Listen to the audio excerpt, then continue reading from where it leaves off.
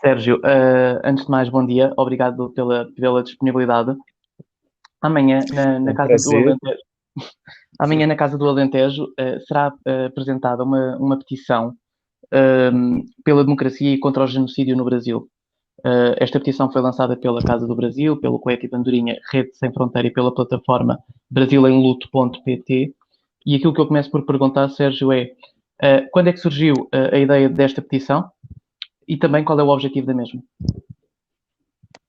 Bem, a ideia da petição está ligada a uma indignação minha, mas não só, dos meus colegas desses vários coletivos, e de uma parte da população portuguesa relativa à cumplicidade silenciosa do Estado português com o genocídio que se pratica no Brasil neste momento.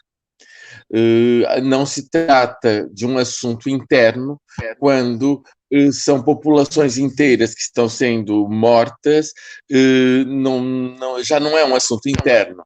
Não se pode dizer que o genocídio das populações indígenas seja interno, não se pode dizer que quando a direção de um governo é de deixar morrer com indiferença e jubilo a população, que é o que acontece relativamente ao negacionismo do Covid no Brasil, seja algo que o mundo possa viver silenciosamente, da mesma maneira como o mundo recentemente se indignou com o George Floyd, com toda a razão, há manifestações no mundo inteiro, só no Rio de Janeiro morrem 5 George Floyd por dia, ou seja, há 5 assassinatos impunes da polícia relativamente a uma população de favela maioritariamente negra e que nunca vai a julgamento. Isso acontece todos os dias. Não são pessoas que são assassinadas em batalhas,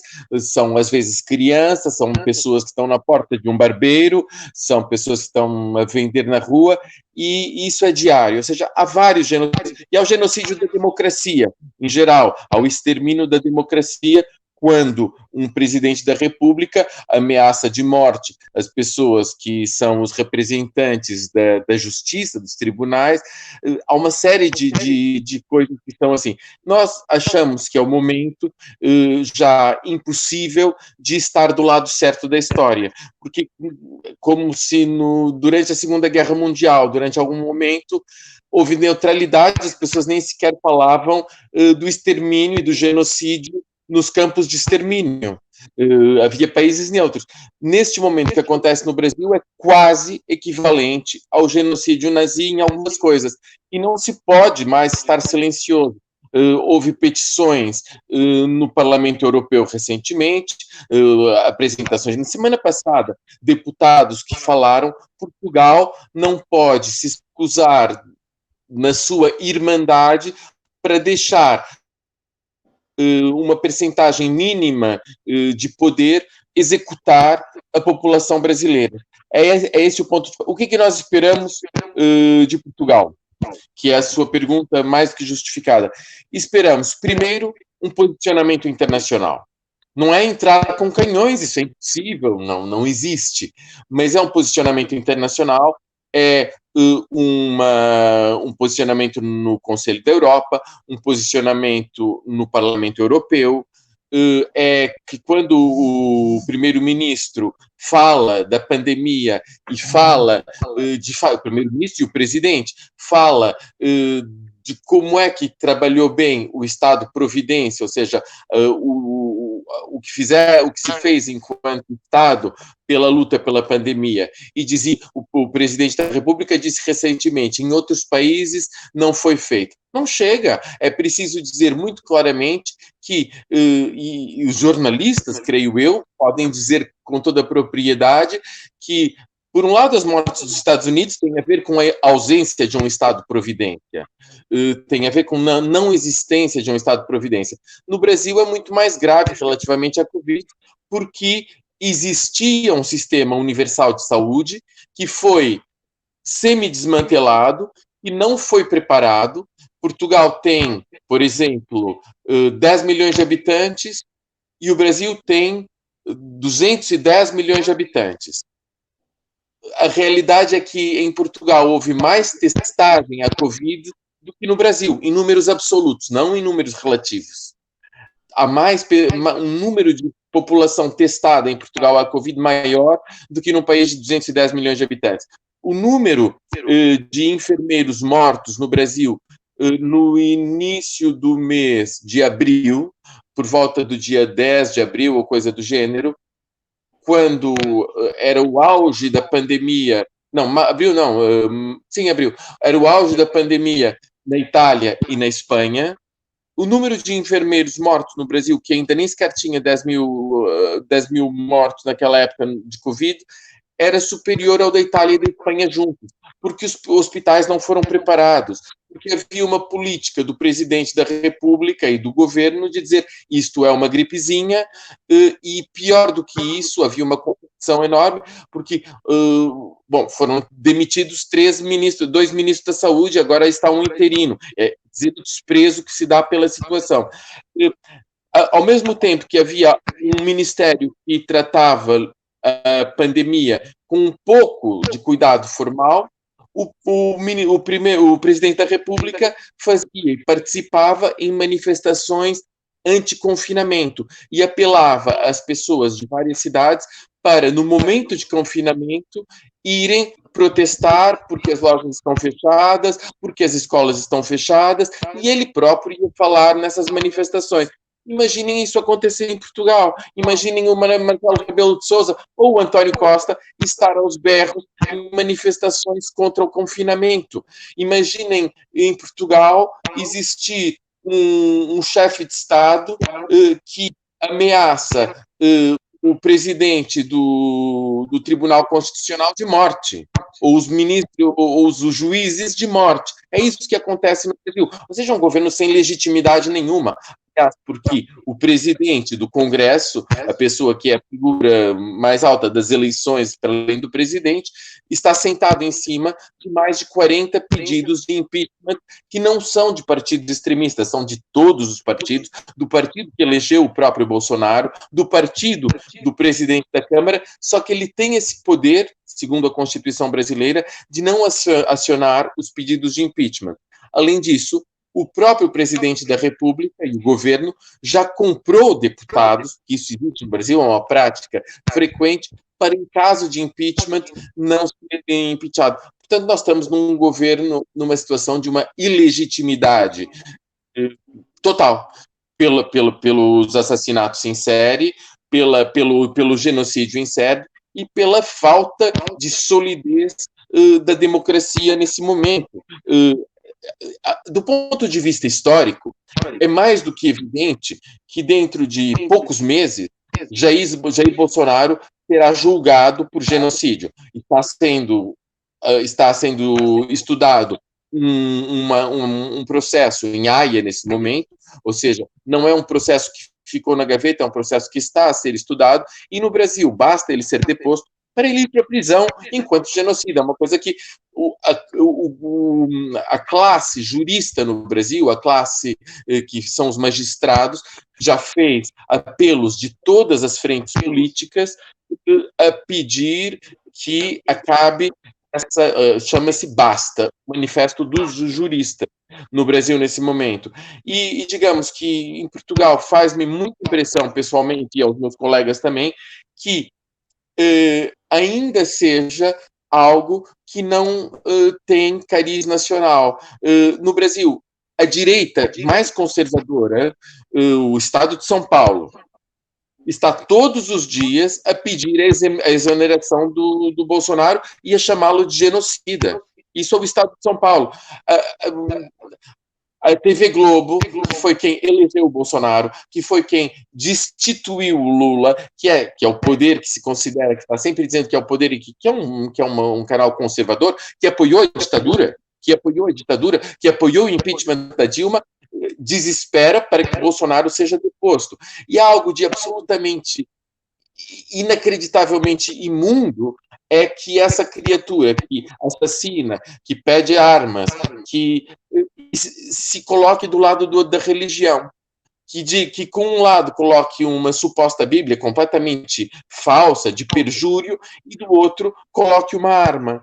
E existe uma população que, infelizmente, ainda acredita nisso. É importante que os cristãos denunciem isso, já está acontecendo no Brasil de forma muito forte, essa impostura da palavra religiosa. Enquanto o Papa Francisco, em Roma, fazia sermões para uma praça vazia, Jair Bolsonaro abria as igrejas, pedia aos fiéis para estar, ia se ajoelhar no meio de 200 pessoas em pleno Covid. Aliás, as suas manifestações, os seus grupos que foram organizados pelos seus filhos, é um clã, a família Bolsonaro é um clã. Parece caricatura, mas nesse momento estão os 3 a ser julgados e vão brevemente ser presos, provavelmente. Agora, enquanto acontecia isso, ele apelava a que os religiosos se unissem. Já uma se unissem, não, estivessem rezando pelo Covid no meio da rua. E as pessoas que participavam nessas manifestações religiosas e que participavam de manifestações anti-confinamento, em um número já enorme, morreram de Covid. Ou seja, é assassinato puro. Eu fui longo, Sérgio, mas é mais ou menos isso. Sérgio, tenho só aqui algumas perguntas para lhe fazer. Jair Bolsonaro, com toda a polémica que tem envolvido o percurso dele enquanto responsável do Brasil em termos políticos, foi eleito pelo povo. Aquilo que eu lhe pergunto é se acha possível que o governo português tome uma posição perante uma eleição que foi tomada pelo povo brasileiro. Hitler foi eleito pelo povo. Ou não foi? Hitler foi um líder eleito pelo povo. Não há a menor dúvida disso. Ou seja, as posições que se colocam perante poderes eleitorais não são apenas à espera da próxima eleição. Ou seja, se em Espanha, de repente, o governo começasse uma carnificina, será que Portugal tinha de ficar calado? Será que se o meu vizinho assassina a mulher e os filhos pelo direito à propriedade, eu não posso chamar a polícia? É exatamente disso que se trata. Trata-se de um momento em que a fragilidade da situação brasileira exige uma solidariedade internacional, exige, e é muito importante isso, no momento em que há uma luta, todas as instâncias jurídicas do Brasil, nesse momento, estão colocando Bolsonaro contra a parede, mas no meio do caminho há milhares e milhares de mortos. É dever internacional falar desses milhares de mortos, sobretudo a questões que são genocidas do universo mundial. Matar, exterminar os índios, segundo todas as coisas, todas as regras das Nações Unidas e todos os acordos internacionais, é algo de crime contra a humanidade, independentemente de haver eleição ou não haver eleição. Muitos governos eleitos, e isso aconteceu ao longo da história 1000 vezes, foram criticados internacionalmente. A Angela Merkel teve a frontalidade de colocar Jair Bolsonaro em xeque há meses atrás relativamente à Amazônia, mas apenas ao desmatamento. Nesse momento, Portugal tem uma situação muito privilegiada relativamente ao resto do mundo. É que houve exatamente o que um assassino em série diz. Por exemplo, os portugueses ouviram, o Marcelo Rebelo de Sousa ouviu o que foi aquele conselho de ministros do Bolsonaro, e tem toda a legitimidade. Neste momento, quando se calam, estão a ser cúmplices de um assassinato. Exatamente isso. Por exemplo, sabe de quem eu sinto falta em Portugal nesse momento? Da Maria de Jesus Barroso. A Maria de Jesus Barroso era uma pessoa que, estando à frente da Cruz Vermelha, assumia o lado humanitário e denunciava o que faziam em Dili, independentemente do governo do Sukarno. E havia um posicionamento político franco relativamente a um assassinato em série. foram no cemitério de Dili mortas 400 pessoas. Isso fez com que Portugal, em 1 milhão de pessoas, fossem para a rua.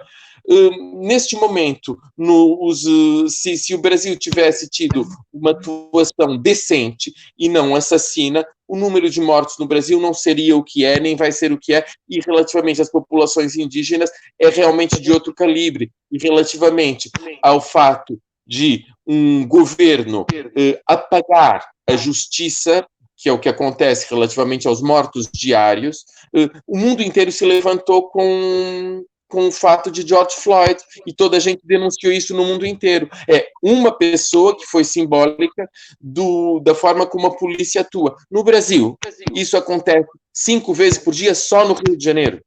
Portanto, a legitimidade internacional é mais do que óbvia.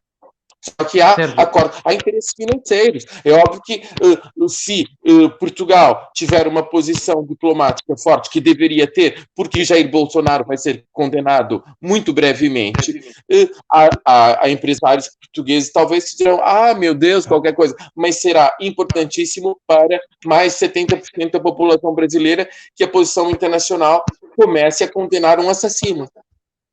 Sérgio, para terminarmos aqui relativamente a este assunto, esta petição já foi assinada por algumas personalidades de relevo nacional, ou pelo menos no espectro mediático, e poderemos falar de nomes como Francisco Louçã, Inês Gonçalves, Pilar Del Rio, Rui Vieira Neri, Rui Zinck, Teresa Vilaverde, Tiago Rodrigues, Rita Cabasso, Mário de Carvalho e uma outra série de nomes.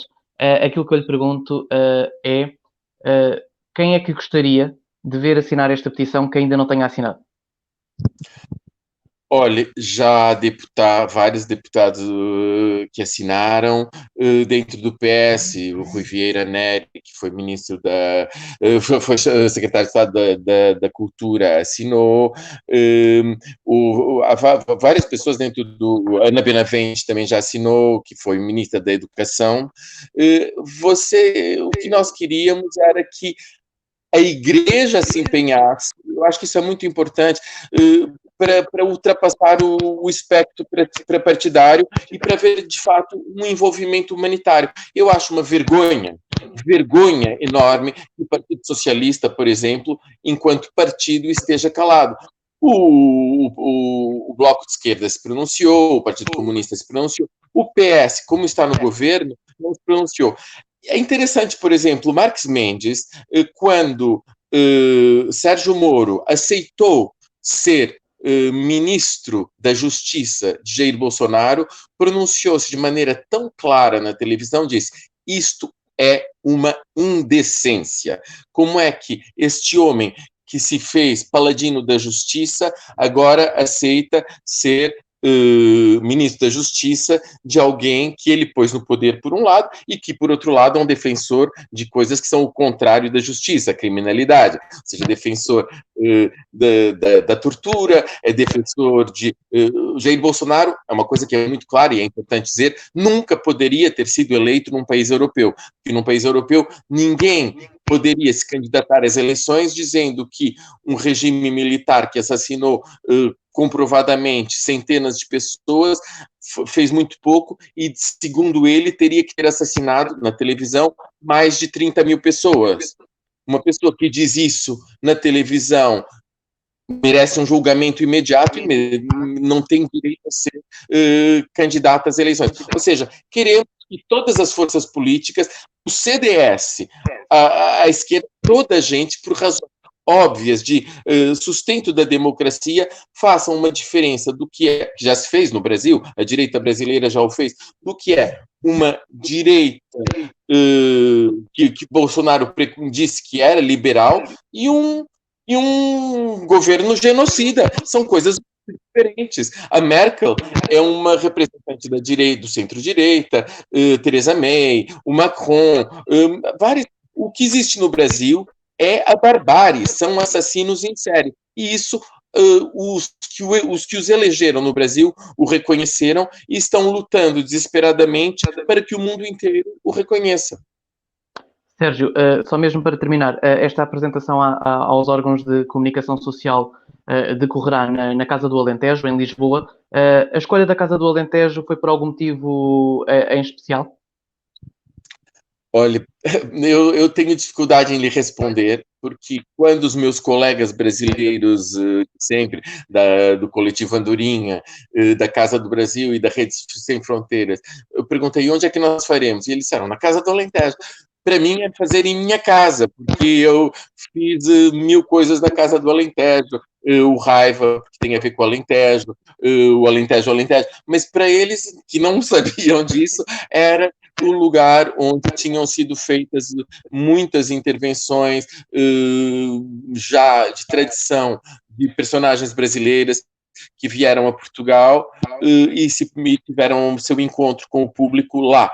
E por isso é apenas um desejo de um lugar que tem uma tradição de democracia e acolhimento dos brasileiros, segundo os meus colegas. A mim me deixou muito feliz.